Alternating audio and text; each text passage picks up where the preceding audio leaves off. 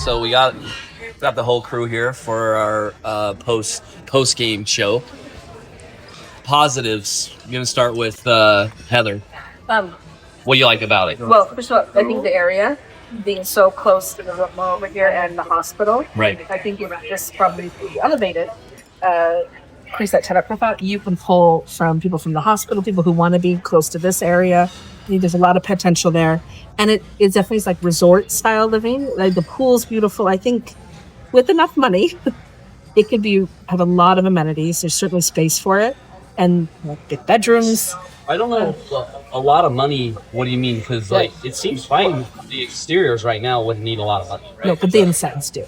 The what? The insides. Oh, the do. inside, not the exterior. Not the exteriors, but Exterior's the insides Oh yes. need some upgrades. But there's certainly so much space. Like the pool, I think is beautiful. I think you can make a really pretty gym where that cafe, the restaurant on the bottom is. That could be a really nice gym. Could be like a gym and clubhouse. Yeah, you can have. There's space to have a package room. There's space to have co-working spaces. All the amenities I think people right now are looking for can be on this property. All right, Danny. What do you think?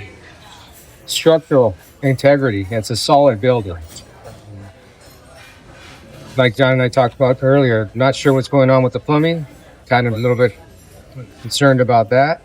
But aside from that, I think it is a great location also. John, what do you like? Structurally, it's built like a brick shit house. It's built solid.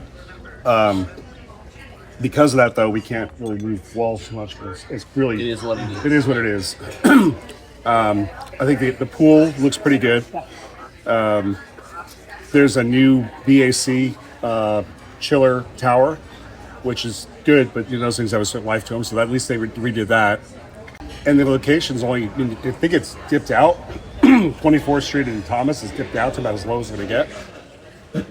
Can only get better. Heidi, what do you think? What do you like? It's definitely got the potential to be a grade leased property. I mean, like, the units are big. Right. So, for a one bedroom, it's super spacious. You could have your own office in your bedroom. There's definitely room for people. The kitchen could just be redone a little bit, but for a one bedroom, it looks great. Yeah, and that was kind of a concern there, is if it's hotel style, if the rooms were going to be smaller than what you would need to live in. But no, I don't think that was a concern. I think it's more the kitchens. Yeah. As far as interiors, it's more like the kitchens are weird. So one thing is, I was wondering how it would compare to Country Club as far as rentability. And if you would think of master metered and everything similar to Country Club, I think it probably is Country Club or better as far as rental price. What do you guys think compared to our one bedrooms at Country Club? We've got a lot of competition in the area. So you got to think about that project that we're selling right now at ADI, the Thomas Slade on Thomas. Yeah. I mean, that at least has that brand new chiller, fully renovated, a bunch of stuff. So our concern there was small units rentability. And it's a half a block away. Yeah. It's right down. Same thing. So a lot of the comments that we made in the past kind of apply, where we have to lease up a lot of small units. It's not impossible in that neighborhood. Bus lines, a lot of public transportation, a lot of walkable amenities, close to freeway. That kind of works. So I don't know. I mean, obviously 2 bedrooms are always the better unit mix. I don't know if there's a lot of studios, but there's not a lot of No studios, all one beds. Yeah. A handful of really large one bedrooms at almost like 900 square feet.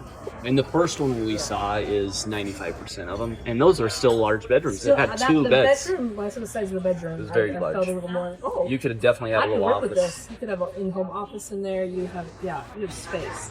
And so $1,200 a month, $1,250 including utilities doesn't seem stretch at all. More adjacent.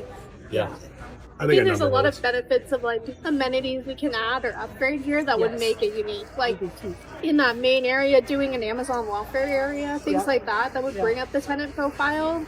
Those are things that people look at and care about, is being able, like in my old place I used to live, we'd have an Amazon locker room, so we could go in, our packages were always secure.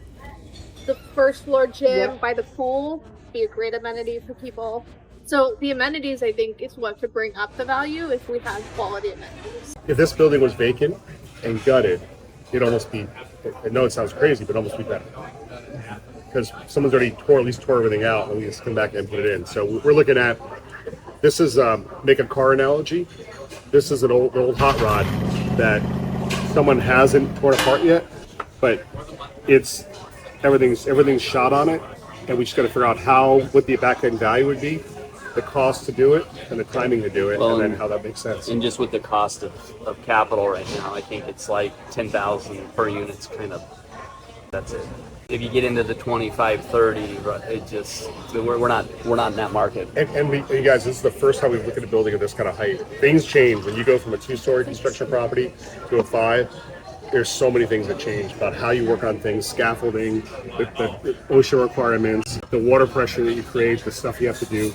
So it's not, I'm not a Debbie Downer, I'm not being negative, I'm just trying to look at all the things. There's a number that makes this work. If we're gutting and redoing everything, what do we do with the 5th floor space? That's the problem also, that all those big spaces we see, you go, wow. All those spaces, it's like a country club. We have that storage in the second story, back of the laundry room. We have it full of old furniture or replacement furniture, but it's like there's really nothing to do with that. And the rest, I could find things to do. profitable things to do. I mean, and then is it down the line? Is the property that's Yeah, exactly. leased and it's profitable? Then, I mean, that restaurant space. Well, first of all, I would love to be able to like rent it out, lease it out as like retail, and have someone put a restaurant up there. But you could turn those into penthouse apartments where you have 2 or 3 bedrooms, and That's the best there's use of demand this. for that. Yeah, because it has a great view. Yeah, beautiful. The properties have a beautiful view. So anyway, there's a lot of questions that came up, and that's why we walked through properties all together collectively. And I'm not being negative. I'm just trying to think of there's a number that makes sense. Yeah. There's a number you go if you take all these things you have to do, and then what you think the potential back end value is in a normal market, or even if we have to pad that a bit, and then we come up with what is it worth today. And part of what we want to decide today, next few days, is if we want to spend the time to dig into this and really get a number for the renovations and the costs. That's going to be some time in and of itself, and then we can make a decision on if it all makes sense to pursue it.